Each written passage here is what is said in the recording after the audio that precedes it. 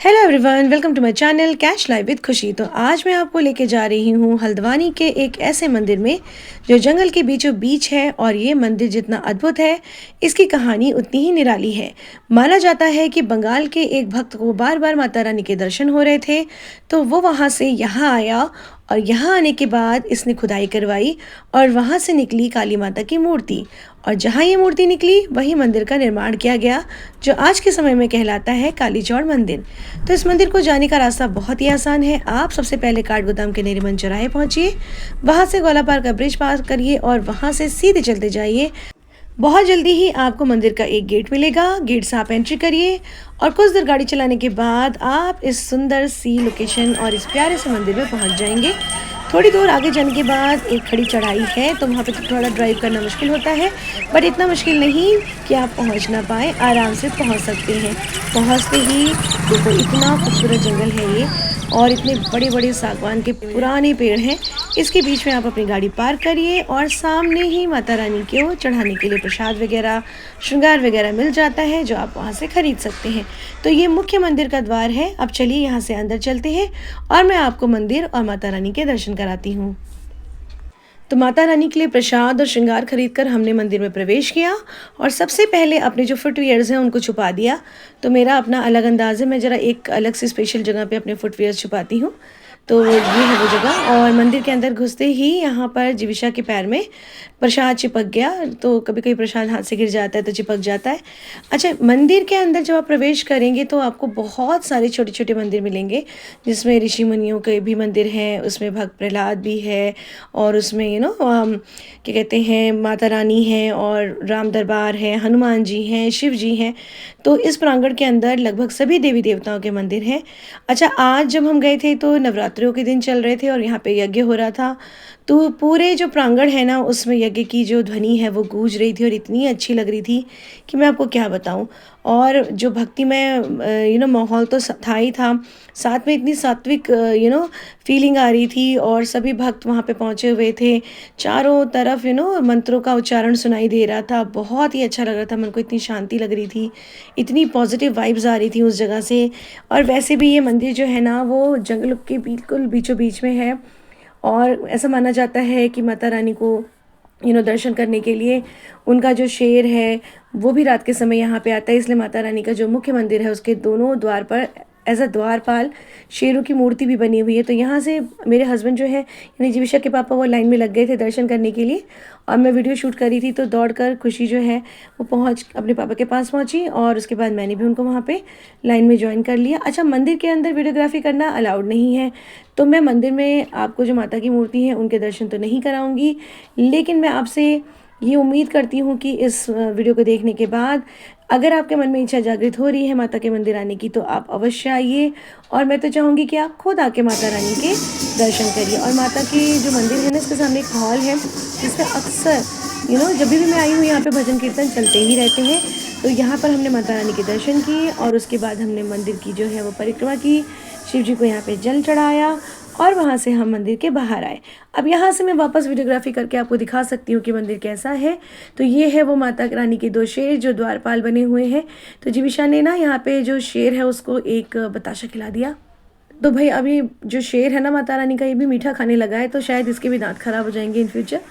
चलिए इसके आगे दिखाती हूँ मैं आपको। ये है शिव जी का जो मंदिर, यहाँ पे शिव जी का परिवार है पूरा और शिवलिंग है। तो ये मंदिर अभी इन्होंने फिर से ना, हमेशा त्यौहार से पहले या नवरात्र से पहले यहाँ पे हमेशा वाइट वॉश वगैरह हो जाता है। बहुत ही साफ़ सुथरा प्रांगण है, बहुत ही वेल मैनेज करा हुआ सब चीज़ें। और ये वो जगह है जहाँ पर प्राचीन मूर्ति जो ज़मीन से निकली थी वो वाली मूर्तियाँ रखी हुई हैं। कालांतर में ये मूर्तियाँ खंडित हो गई तो इनको यहाँ पे रख दिया गया है। वैसे इनकी अब पूजा अर्चना अब नहीं होती है, परंतु यहाँ पे इनको सम्मानित करके एक सम्मानित अवस्था में रख दिया गया है। और जो मुख्य मंदिर है वहाँ पे काली माता की नई मूर्ति आ गई है। और ये है शनि जी का मंदिर। शनि जी के मंदिर से थोड़ा अगर आप आगे निकलेंगे तो यहाँ पे आपको यज्ञशाला मिल जाएगी, जहाँ पर उस दिन यज्ञ चल रहा था और बहुत ही सुंदर मंत्रों की ध्वनि गूंज रही थी पूरे प्रांगण में। और ये इतना बड़ा मंदिर का प्रांगण है, आप देखिए। तो मंदिर के एक प्रांगण में मैंने भी मन्नत का धागा बांधा, मन्नत की चुनरी बांधी और अपने परिवार की कुशल कामना की प्रार्थना करी माता रानी से।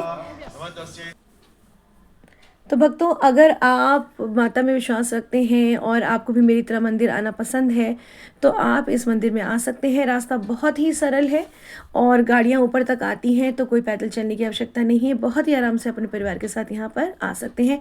और मंदिर में ना भंडारा भी चलता है, तो यहाँ पे 2 भंडारे चलते हैं, एक ऊपर की तरफ और एक नीचे की तरफ।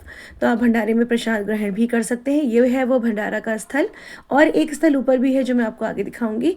तो 2 भंडारे चलते हैं यहाँ पर, और ये है मुख्य मंदिर। तो बहुत ही सुकून मिलता है, बहुत ही शांति मिलती है। इसके बाद हमने एक करके सभी छोटे छोटे जो मंदिर बने हैं वहाँ पर दर्शन किए, प्रसाद चढ़ाए।